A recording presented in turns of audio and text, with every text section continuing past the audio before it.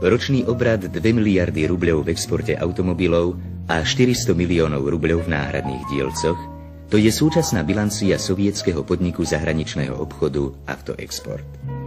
Za hranicami Sovietskeho zväzu je viac ako 4 milióny aut sovietskej výroby všetkých druhov. Bez Moskvičov a lát si nedokážeme predstaviť ani naše cesty a najmä o Lady je stále veľký záujem.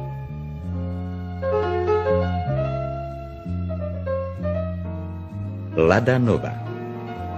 Elegantný osobný automobil, ktorý by sa mal v najbližšom čase objaviť aj na našom trhu, upútal pozornosť každého návštevníka.